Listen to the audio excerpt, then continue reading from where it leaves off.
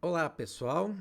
Sejam bem-vindos a um momento um pouco diferente, né, das aulas que a gente está acostumado a gravar para vocês, que nós vamos trazer para vocês um macete que vocês podem, se quiserem, né, se assumirem o risco, usar no exame da OAB. Eu só quero deixar esclarecido alguns pontos antes de vocês assistirem essa aula. Primeira questão é que isso só serve para o exame da OAB. Né? Na hora que eu começar a falar do macete para vocês chutarem as questões, então isso só serve para o exame da OAB, não serve para nenhuma outra prova que vocês fizerem. Né? Nem as provas que vocês fizerem na faculdade, nem outros concursos que vocês fizerem pela vida. Isso só serve para o exame da OAB, porque nós não estamos concorrendo com ninguém, nós estamos concorrendo conosco mesmo, né? E também porque o índice de erros é bastante grande. Vocês vão ver, né, na hora que a gente explicar do macete dos chutes, vocês vão ver que a gente erra muito. Mas a gente tem um índice grande de erros no exame da OAB. Então, não tomem isso como regra e só usem isso para o exame da OAB, tá bom? A segunda coisa, só para justificar, né, que o que eu vou apresentar não é ideia minha. Quando eu estava elaborando todo o material, né, de ética da OAB, eu comprei muitos materiais, muitos cursinhos, né, que o pessoal é, compra aí para fazer o exame. E esses cursinhos, pessoal, tem milhares de alunos, eles vivem do índice de aprovação. Né? Quanto maior o índice de aprovação, mais renome eles têm. E temos, né, como nós temos na faculdade, eles também têm muitos alunos que são reprovados por 39, 38 ou 37 questões. Então, se nós da faculdade ou o pessoal do cursinho pudesse dar 2 questões para vocês, nosso índice de aprovação subiria astronomicamente, né? Tenho certeza que vocês conhecem pessoas que foram reprovadas aí por causa de 1 ou 2 questões. Infelizmente, isso acontece e é muito triste. Então, esses cursinhos investem muito em achar alguns meios para que os seus alunos, né, na hora que tiverem que chutar aquelas questões finais, que eles não sabem o que fazer, que eles tenham um índice de aproveitamento melhor. Então, o que eu vou apresentar para vocês aqui, né, como eu disse, não é invenção minha. Isso, em um dos cursinhos que eu tive acesso, os professores trouxeram, né, um neuropsicopedagogo e um matemático. E eles vão apresentar, eles apresentaram, melhor dizendo, o que eu vou apresentar para vocês aqui, certinho? Então, a primeira parte, né, é mais um lado psicológico da coisa, é como você enxerga melhor a prova. Isso serve para qualquer lugar. Mas a segunda parte, a parte dos chutes, aí isso é só para o exame da OAB. Então, sem enrolação, para a gente já começar, pessoal, quando a gente pega o nosso exame da OAB, deixa eu mudar aqui, né? Nós temos folhas que normalmente tem 4 questões e são assim, vocês já devem ter visto isso, né? E aí, pessoal, o problema é que isso eu não vou ver 4 questões, eu vou ver 80. São páginas e páginas que nós estamos passando que vão ter essas questões assim. Isso cansa, isso é extremamente cansativo, né? Ainda mais numa época em que nós estamos aí presos na internet, né, pelos meios de computação de uma forma geral. A gente pegar 80 questões escritas em folha de papel, né, isso cansa muito. Sem poder dar uma olhadinha no celular, isso cansa muito a nossa mente, né? Então, o que nós precisamos é ter uma estratégia de como ter um melhor aproveitamento no visual, para ver a prova de uma forma melhor. E aí, pessoal, o que o neuropsicopedagogo trouxe para nós é o seguinte: para a questão da prova do AB, a gente tem que fazer uma boa estratégia. E com uma boa estratégia, a gente vai passar de primeira. E essa boa estratégia parte inicialmente da gente fazer um planejamento de como vamos executar essa prova. Então, a primeira coisa que eu tenho para falar para vocês é que nós temos 3 minutos e 45 segundos para resolver cada questão da prova da OAB. Isso, pessoal, dá tempo de sobra, né? Não pensem vocês que é pouco tempo, não. A maioria das questões vocês vão levar de 1 minuto a 1 minuto e meio, não passa disso. Então, Mas nós temos que ter em mente que questões que demandam muito mais tempo do que isso, elas têm que ser deixadas por último. Tá? Então, nós temos uma métrica, 3 minutos e 45 segundos. Questões extremamente longas ou extremamente complexas que vão me demandar muito tempo vão ficar para o final. Essa nós vamos pular mesmo. Então, nós vamos começar a fazer a nossa prova por questões que você domina e por questões pequenas, né? Lembrando que a gente só precisa de 40, pessoal. 40 é 80, né? Não tem esse luxo. Ah, mas eu quero passar com 60, 70, bobagem. 40 é 80. Então, nada de começar pelas questões difíceis. Vamos começar pelas questões que a gente domina, certo? Garante aquelas que você domina e está ótimo. Então, primeiro passo, começar pelas questões dos temas que eu domino e as questões pequenas que não vão me demandar muito tempo. Então, os estudos, né, que eles fizeram demonstram que aqueles que começam pelas questões, né, dos assuntos que eles dominam, se saem muito melhor do que aqueles que começam pelas questões que eles não dominam.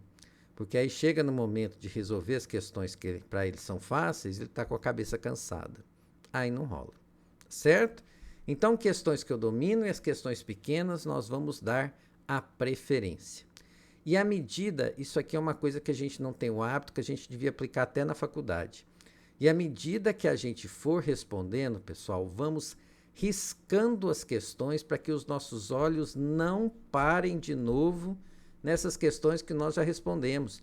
E vocês sabem disso. Quantas vezes, né, vocês fizeram uma revisão de uma questão que estava respondida e vocês tiraram da questão certa e marcaram errada? Quando eu estava com a cabeça, né, com a cabeça fresca, eu fiz a questão belezinha. Aí quando eu resolvo fazer uma revisão, eu já estou com a cabeça cansada. E aí o que acontece? Me gera dúvida e eu acabo atrapalhando o bom trabalho que eu já tinha feito. Então, pessoal, nada de fazer revisão. Marcou a questão morreu. E vamos riscar as questões para que os nossos olhos não parem nessas questões de novo. Então, olha só, imaginem vocês, pensa se eu estou errado, né? Essa folha aqui, vocês já responderam 3 questões e a questão número 12 aqui não está respondida.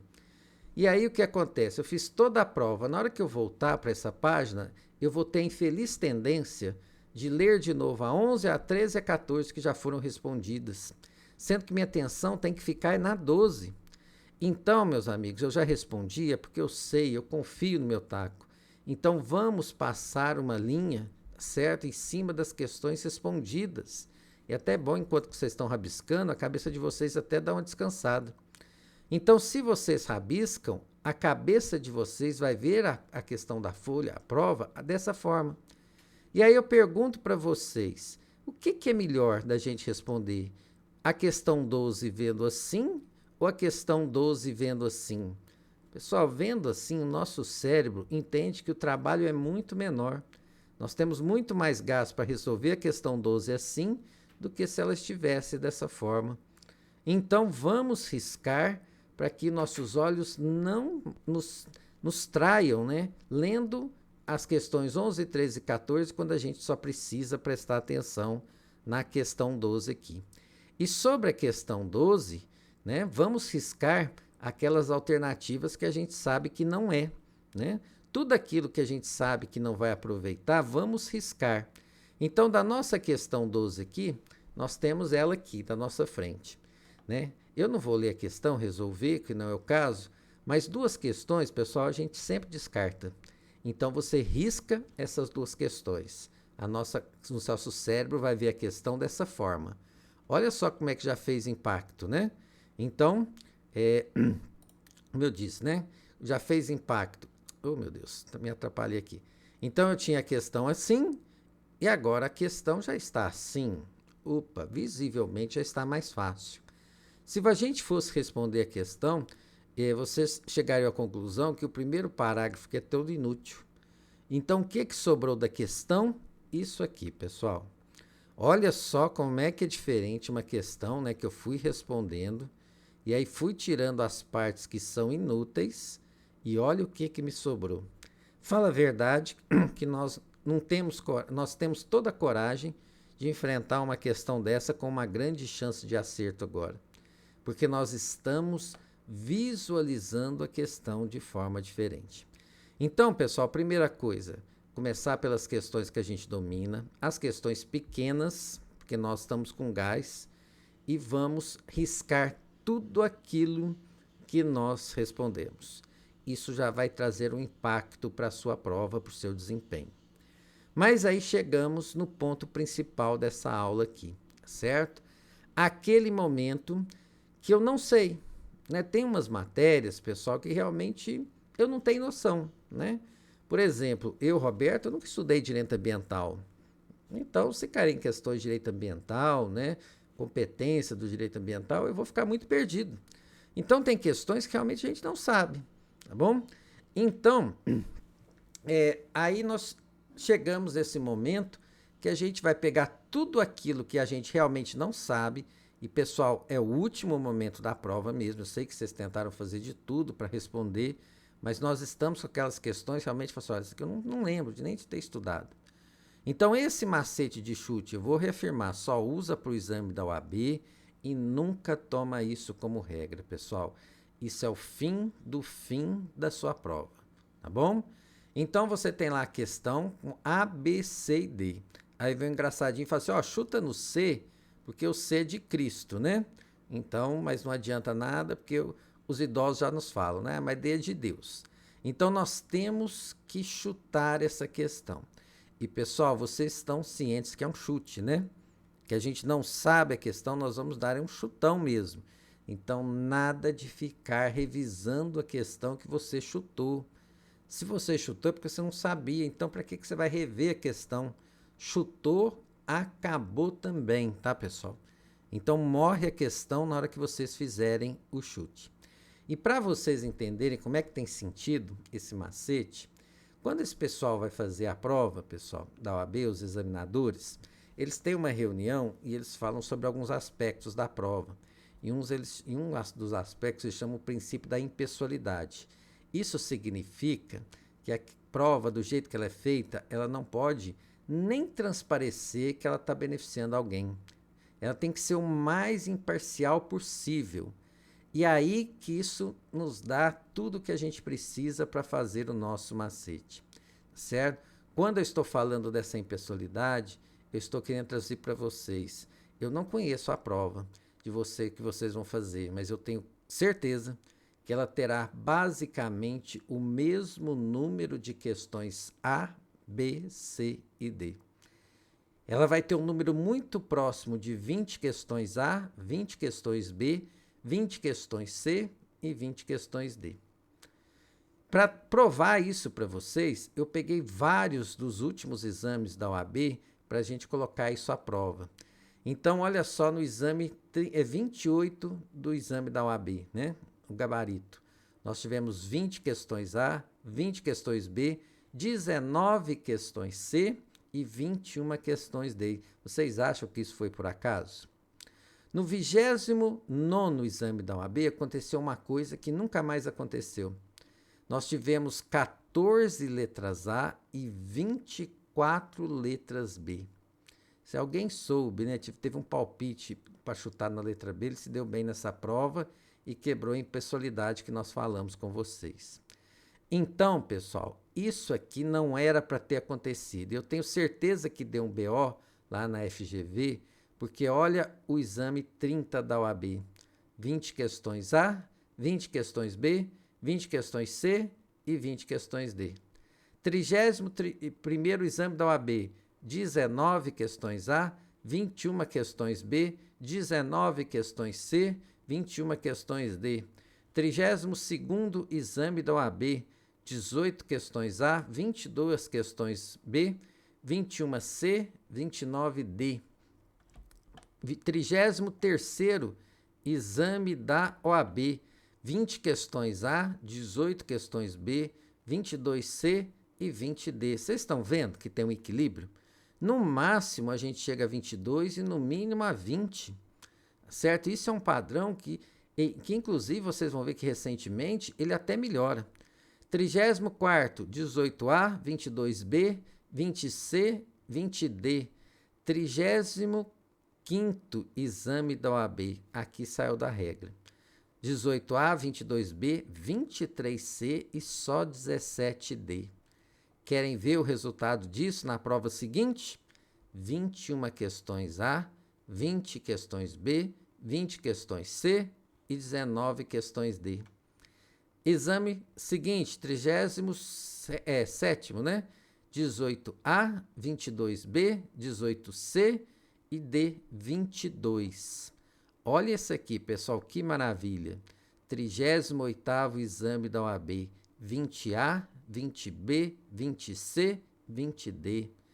39º exame da OAB, 20A, 20B, 20C, 20D. E o 40º, que é o último, enquanto eu estou gravando essa aula, 20A, 20B, 21C e 21D.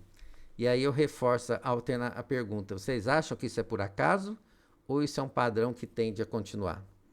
Tudo tende a continuar, pessoal. Então é o que eu disse. Eu não sei no exame de vocês, né, se vai ser fácil ou difícil, mas eu sei que esse padrão de 20A, 20B, 20C, 20D, isso vai estar bem próximo da realidade na prova de vocês, né? E isso, numa prova que a gente pode errar muito, isso é um dado precioso. Aqui que agora vem a questão do chute, né, que eu não estou falando para vocês fazerem, mas tem um sentido, tem uma realidade matemática nisso, certo? Pode dar certo, pode não dar, mas um fundo de verdade científica tem nisso aqui. Imaginem vocês que na prova dos senhores, né, vocês fizeram todas as questões que vocês sabiam, né? Então, vocês sabiam 45 questões e não sabiam 35. Vocês não foram bem na prova, né? Então, eu sei 45 e não sei 35. Eu coloquei um asterisco ali no 45, porque você poderia falar assim, nossa, Alberto, mas se eu sei 45, eu estaria aprovado. Mas é que nesses 45, algumas a gente acha que acertou e não acertou, certo? Alguma outra a gente vai errar na hora de passar para o gabarito, certo? Então, isso não vai ser, na realidade, 45, não. Se a gente acha que acertou 45, vamos acertar menos. E 35 questões eu não sei. Roberto, essas matérias realmente eu não domino, não gostava de estudar isso, eu não sei estudar isso aqui. E aí você pegou no final, quando você já fez tudo que era possível, e você contou. Você tem 14A, 12B, 14C e só 5 questões D. O que você vai fazer aqui? Você vai fazer uma oração. Pai do céu, pelo amor de Deus, não acredito tanto que eu vou fazer isso. Se eu errar isso aqui, eu vou matar o professor Roberto. Por conta de vocês, hein? Mas se isso aqui acontecer, pessoal, vocês vão fechar os olhos, rezar e vão chutar todas as outras questões na letra D. Se vocês fizerem isso, pessoal, a probabilidade de acerto de vocês é de 7 a 15 questões das 35 que vocês não sabiam. Então, reparem que o índice de erro é muito alto. De 35 questões, eu posso acertar só 7. Então, o índice de erro é alto, né? Não é nenhuma fórmula milagrosa aqui, não. Então, de 7 a 15 questões. Então, vamos fazer a matemática. Das 14 que eu achei que acertei, na verdade, eu não acertei. Eu acertei 36. Mas, pelo critério, o chute que a gente fez, a gente vai acertar de 7 a 15. Nós vamos terminar a nossa prova com entre 43 a 51 questões corretas. Então, eu estou, né, aprovado. Então, esse é o primeiro detalhe que eu queria falar para vocês. Segunda hipótese. Roberto, eu acho que eu sei 45, 35 eu não sei, mas aqui deu um problema. Eu acertei 15A, 15B, 8 questões C e 7 questões D. Aqui 2 questões ficaram bem para baixo. Aí o que o matemático falou, pessoal, é um pouco, o índice de acerto vai ser menor. Então você vai escolher ao acaso, escolhe uma, letra C ou D, né? Você escolhe um. Ah, Roberto, eu escolhi a letra D, então. Então você vai pegar, pessoal, em todas as outras questões, então você vai, né, ler essa questão D. Eu coloquei errado aqui. Errado não, coloquei só invertido. Marque em todas, é isso mesmo. Não, tá certinho meu esquema. Então é isso mesmo. Você escolheu a letra D, então o que você vai fazer? Você vai ler só a alternativa C, só ela, de todas as questões que você não sabe. Você vai ler a alternativa C. Se você tiver um bom motivo, você marca C. Se não, você marca a letra D. Então, entendeu como é que funciona? Duas questões ficaram bem para baixo. Você vai pegar a alternativa. Você escolheu, eu vou marcar D. Eu vou marcar D, a não ser que a letra C me convença. Então, você vai ler só a alternativa C de todas essas questões que você não sabe. E aí, se você não tiver um bom motivo para marcar essa letra C, você marca a letra D mesmo. E aí, o índice de acerto nesse caso vai cair um pouco. A probabilidade de acerto vai ser entre 5 a 13 questões. Repara, pessoal, isso aqui é um índice bem baixo, hein? De 35 questões, você pode acertar só 5. Então, é bem baixo mesmo. Mas, para o nosso caso aqui, como é o exame da OAB, funciona. Então, probabilidade de acerto, 5 a 13 questões. Traduzindo, aqui as 45 que eu acho que eu sabia, na verdade eu vou acertar 36. Na nossa técnica de chute, eu vou acertar entre 5 a 13. Eu vou encerrar minha prova com 41 a 49 questões, né? Então, pessoal, esse é o nosso macete de chute aqui para vocês, né?